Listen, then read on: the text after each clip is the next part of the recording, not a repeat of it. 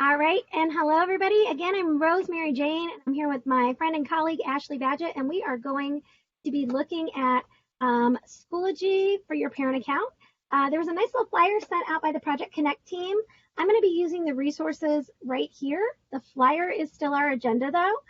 We are going to be looking at you, supporting you, getting your students logged in to Schoology, but we want to get started with making sure that you all have access to your parent accounts as well. So I'm going to go slightly out of order of the items that were on your flyer, but we'll hit everything by the end of this session. So the first thing we're going to look at is Schoology access for parents versus Schoology access for your students. There is a difference. And so right here, I'm looking at Schoology access for parents, the first link. And so I'm just going to open this link. And it takes me to Schoology.com. Now, the first thing on the agenda on the flyer did say that we're going to help you support getting your child logged in. We'll do that soon. Just so you know, though, if you look at this list of resources, Schoology.com is for parents, and then for students, it is Schoology.cps. Uh-oh, someone needs to be on mute. It is Schoology.cps-k12.org. So they have a different address. I'm just looking over. It looks like I can control some of the settings while I present. So excuse me for my split attention. All right. So parents are going to Schoology.com, and you do need to set up an account. Well, the very next link in the document that I gave you is a list of, or not a list, but a step-by-step guide for getting you signed up for your parent account. So I don't think you should try to do that right now during this 30 minutes. I think you should do it at the end. But I just want to walk you through this guide real quick. When you go to Schoology.com, there'll be a little button in the upper right-hand corner. Ignore the image here. That always changes. But you'll sign up, and you'll indicate that you're as a parent. I can zoom this a bit. Sign up as a parent, and then you'll get an access code. I'll talk with you in a moment about how you get your access code. You'll input the access code for each of your children.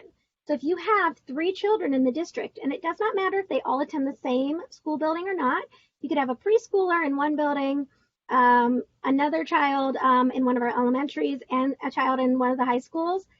Each of those children have their own access code, so you need to connect to each of your children, but you'll only have one parent account where you have to go to see all of them. And I'm going to show you what that looks like with mine connected to 3 children in just a little bit. So you will enter your access code for your child. You'll get that from your teacher or the school. We'll go over that in a bit. And then you will sign up. Now I've put a rather large reminder here that you will sign up with your name. We've had a lot of parents accidentally sign up when they're working on it. They start thinking about, well, I'm signing up for my child and I just did my child's access code. And so they put in their child's name. Well, when you're signing up for Schoology for your parent account at Schoology.com, you are signing up with your name, and then the access code actually pulled in all your students' information. So you won't have to put in any information about your child. So you put in your first and last name, your email address, and you create your password to register. So just make sure that you do that, because that's just been one little area that's been confusing for some teachers. Sometimes we have a parent who created their parent account, but they put their children's name in. So then it looks like the parent's name is the exact same as the child's. Make sure it's your name. All right, and then when you land in there, you have your own home page. I'm going to show you mine instead of this guide, but if later you're trying to do it on your own, this guide will be helpful. So now if you have a second or third or fourth or multiple siblings in the building, or maybe you're a grandparent, and so you have your grandchild in the building or in the district, you can add children to your account. Now, the parent or legal guardian of that child is who gets the access code.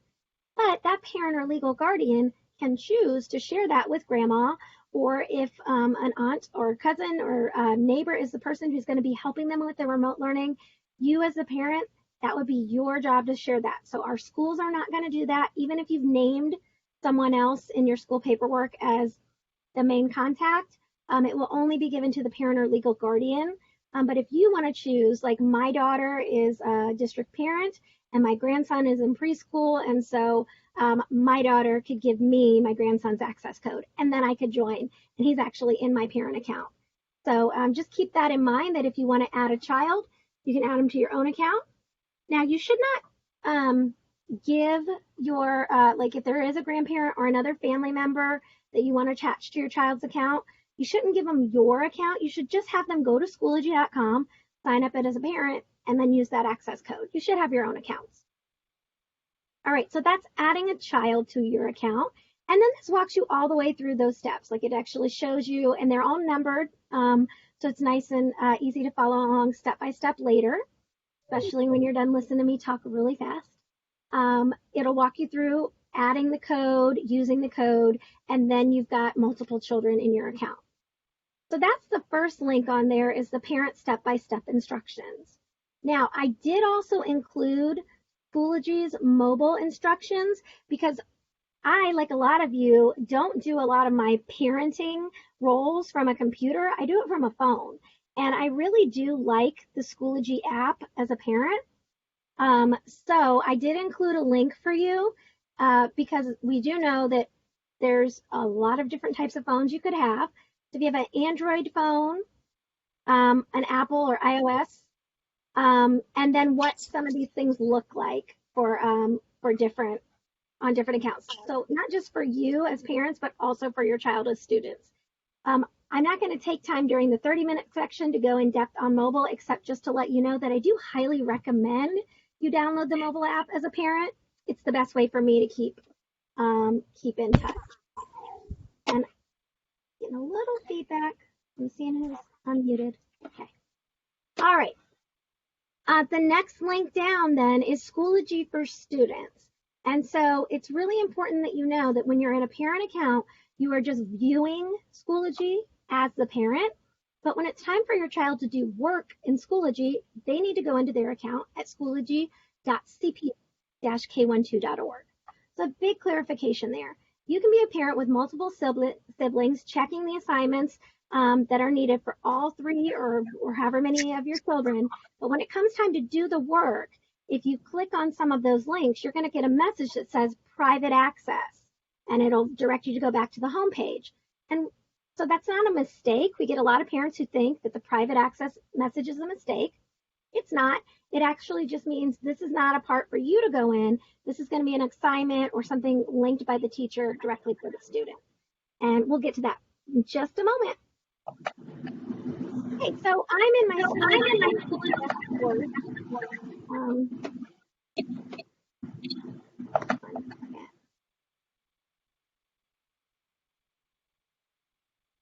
All right, I'm in my Schoology CPS course because I am a staff member and a parent, but I did create at Schoology.com a parent account with my personal email address. So I'm going to go into that account.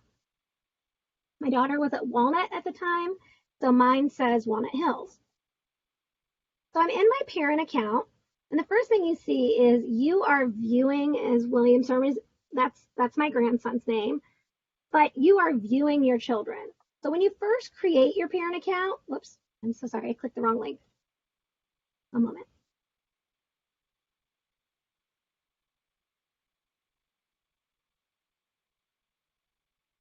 When you first create your parent account, we've had a lot of parents contact the district and say, my kids aren't there, or they click on courses and it says there's no courses, and they think that there's a mistake.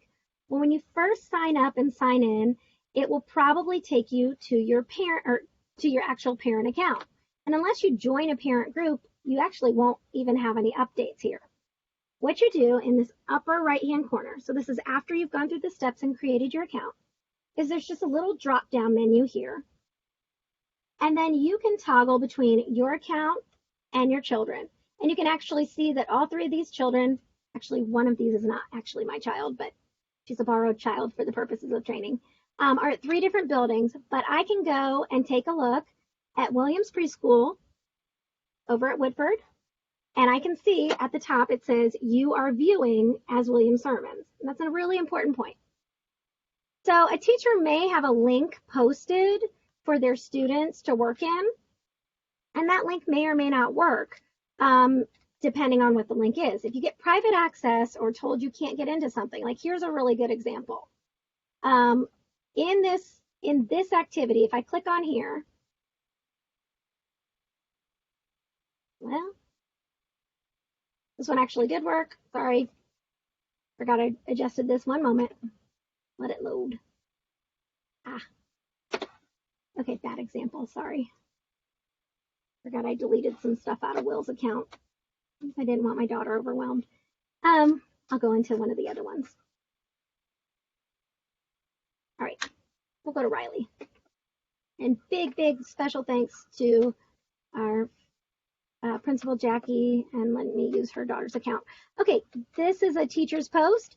If I click on anything and I get the private access message, all I need to do is go to the top of the message, like this teacher is talking to this class.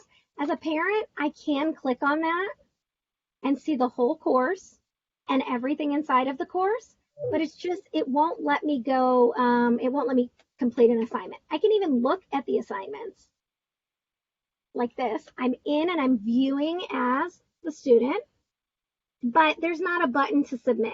That's not my role. A lot of our teachers have started putting links so that students can work on assignments right from the updates. And it's a great idea for teachers to do for their students. But for parents, it can be a little confusing because, like, let's take a look at, it's this one. If I click on this, oops. Oh, another bad non-example. I gotta stop putting my kids in everything in Schoology. I was trying to get the private access to come up, but I think I've given my kid permission in too many of my courses now. So anyway, if you run into the pop-up, it'll say private access. Don't worry about that. Just click the link that'll take you back home. It'll either drop you back in that child's updates, or it's possible it'll drop you back in your own updates right here. So back in your parent, and you'll notice that your viewing as a message is gone. That's because I'm just now in my parent account. Great. So the next thing that we have on this agenda, we looked at accessing for parents. Before I go to PowerSchool, I do want to hop to PowerSchool. I want to show how to know when to assist your child with logging in. And so if I did see, for example, that William had an assignment coming up or something he needed to turn in this case, it was an assignment that he submitted, then I would know that he needs to log in. And so that's when it's time to switch from Schoology.com over to Schoology.cps-k12.org. From there, your child will, and this is gonna, I'm logged into both. I'm a parent and a staff member. So let me show you what it'll do. Schoology.cps-k12.org will take you to a screen that says login with Google. Your child has a Google account. It is at cincinnatips.org, and I do have a visual for that. Bring this over. You can jot it down if you need to. I'll make it nice and big. Excuse me.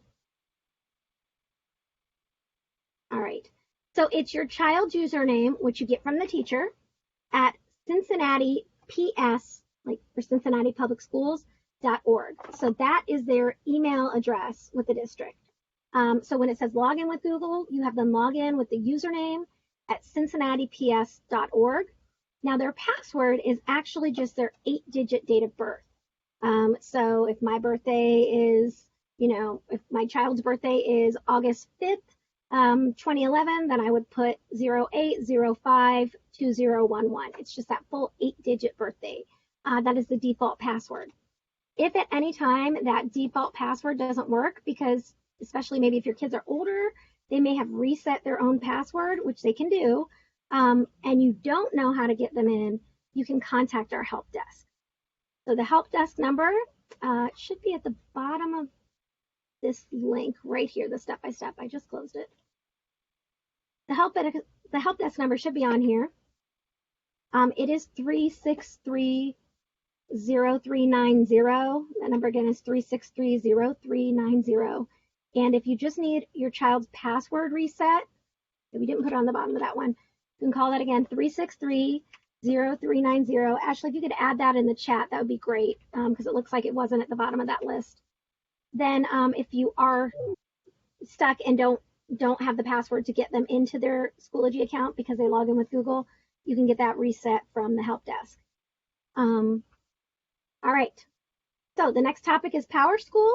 We're going to go through this one a little more quickly because it's very similar, but there's not anything specific for you to navigate other than the grades and the toggling. And I do not have a parent account in PowerSchool. So I can't show you what a parent account looks like, but what I can show you is how to create your account. So you just click right here next to the sign in. It says create account. And oops, create account is this button right here. And then it takes you through these details. Now I will tell you, I've been in many parent trainings over the years. And I will say that the PowerSchool account is a little more tedious to create. Just because in the instructions that are going to be provided to you from your school, again, for PowerSchool, it's going to have to come from the front office. They receive letters that have the access codes to Schoology and PowerSchool. For Schoology, your teacher can get you the access code. So, but you will have to get the PowerSchool access code from the front office. There are 2 sets of codes on there, and it's down here. There's an access ID and an access password, and they are case sensitive. So when you get your letter with those specific numbers, just be patient. It does, I've worked with many parents who it doesn't go through the first time, and I've keyed it in myself, and then I've just keyed it in again and I got it. So don't give up if you get frustrated with that, creating your account. At the very least, maybe you could contact your front office at your school if you're having trouble with it. The first time I created my Parent PowerSchool account at Walnut Hills, I felt like I messed something up, and it was somebody in the front office who helped me. So don't hesitate to reach out to your school's front office if you are struggling with your PowerSchool access. We also, too, you can contact our help desk, but to create the account, you have to get those access codes from your front office. So they do have letters for everybody in the school that has PowerSchool and Schoology on it. And so you should be able to get that from them. All right, so I have the step-by-step instruction guide linked right below the link to go to PowerSchool. So I showed you to go to PowerSchool and do create account, and you just had to hit that twice. You have to hit the second button. And then this is the step-by-step. So going to PowerSchool, it is telling you up here that you have to get the access ID. Again, it does say and actually there's the help desk number on that document. I thought it was on both. Help desk number is right there. You want to try to get that from your front office. Our IT help desk got really flooded on that, and so they sent all the front offices the letters and everything. So contact your school front office.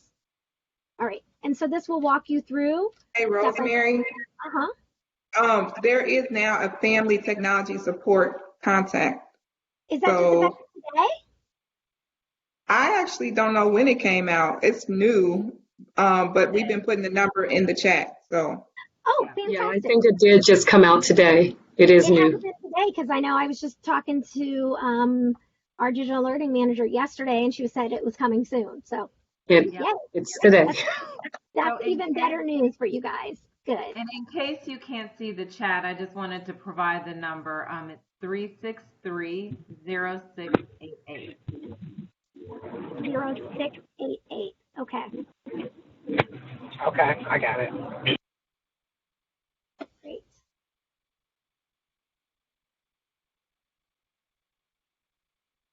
Thank you, Ashley, for sharing that. That's fantastic information. We'll have to make sure we get that out as widely as we can. There is also, by the way, I put it almost like fair warning here. This is 18 pages long. I really, as a parent, I've never read it. But if anybody is kind of stuck on what you can look at in PowerSchool, you want to look something up, I just wanted to have the resource there at your fingertips. The main things that you're going to look up in PowerSchool is your child's attendance and grades. If you have an older child, junior, senior in high school, or well, really you should be doing it from freshman year, but maybe I just told on myself with my high school daughter. But you want to check out their graduation status. That's all in PowerSchool. But it's just our system of record, where Schoology is where the learning is taking place. So you'll interact with Schoology much more in detail than you will with PowerSchool, but it's really important that you have both applications. All right, and then so I do have, you can ignore the timestamp here because, like I said, I'm reusing an agenda, a list of links. But my YouTube channel, this recording will be on there. So I'll put that on there. And then there were just some resources you could keep at your fingertips that I think are helpful as a CPS parent. Our CPS YouTube channel, our CPS website, our Schoology resources. It says must be connected to Schoology. And then there was a COVID-19 resources and support group. Since we are still remote, you might find that helpful. There haven't been a lot of updates on there, but I still find it helpful. And then we have some awesome partnerships with the University of Cincinnati, and they had a whole section for parents called Better in 30. So these are not anything you need to do, but these are just nice to have at your fingertips, resources that you should have. So that's everything on that list, which brings me to the end. I'm sorry. One moment, please. It brings me to the end of the information that I'll be recording. I'm going to stop the recording now. And